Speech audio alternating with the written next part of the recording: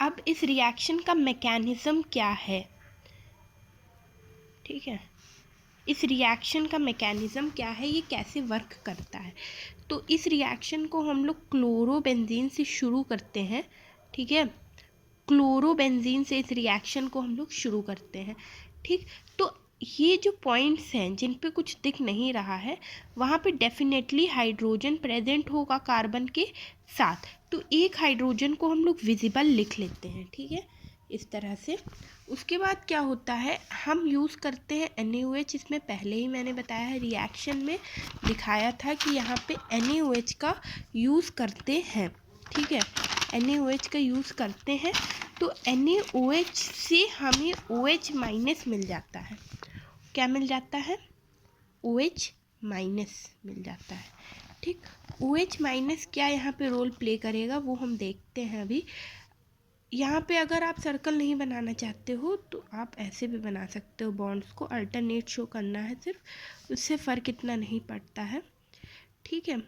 उसके बाद क्या होता है, अब ये हाइड्रोजन क्या करेगा, ये OH माइनस अगर जब देखेगा कि यहाँ OH माइनस प्रेजेंट है तो इसकी तरफ अट्रैक्ट होएगा और सोचेगा कि अगर मैं यहाँ से निकल जाऊँ तो मैं इसके साथ मिलके H2O का फॉर्मेशन यानी वाटर का फॉर्मेशन कर सकता हूँ। तो ये यहाँ पे H2O का फॉर्मेशन करने के लिए यहाँ से निकल जाएगा, लेकिन ये अपने इलेक्ट्रॉन छोड़ जाएगा। क्यों?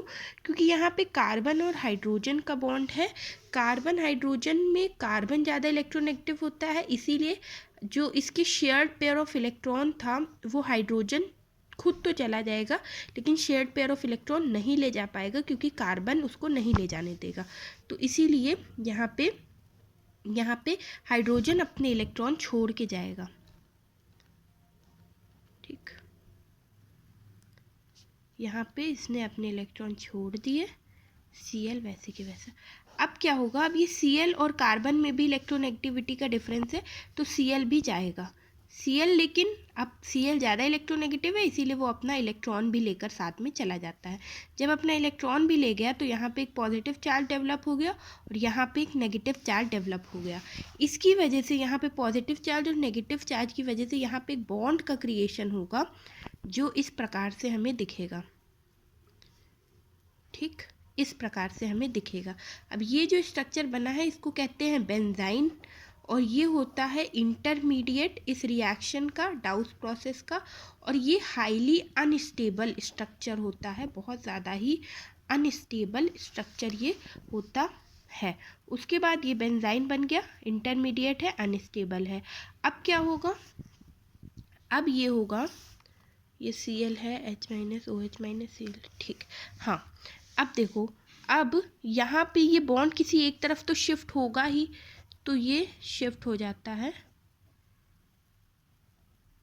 आप किसी भी तरफ शिफ्ट कर सकते हो, मैंने मान लो इस तरफ शिफ्ट किया तो यहाँ पे ये आ गया, कुछ इस प्रकार से आ गया, नेगेटिव चार्ज आ गया इस साइड, ठीक है।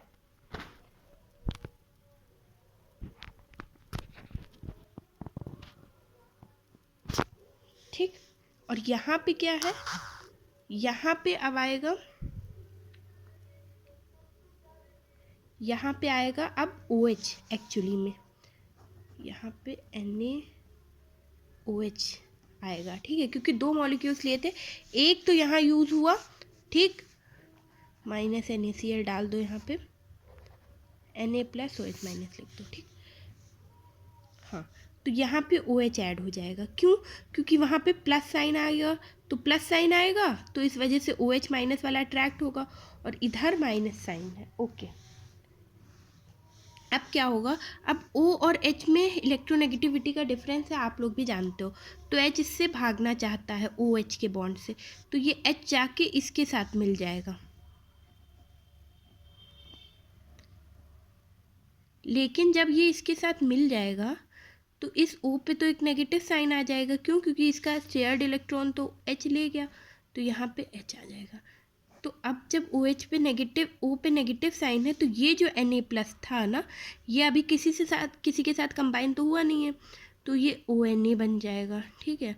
और ये H, यहाँ पे H है तो आप H लिखो चाहे ना लिखो, कोई फ़र्क नहीं पड़ता है। अब जब HCl डालोगे तो HCl में O प्लस H प्लस मिल जाएगा HCl से, तो यहाँ पे आ जाएगा OH और Na के साथ H प्लस और Cl माइनस मिलेगा, Na प्लस के साथ Cl माइनस, तो ये आपका फिनॉल बन गया।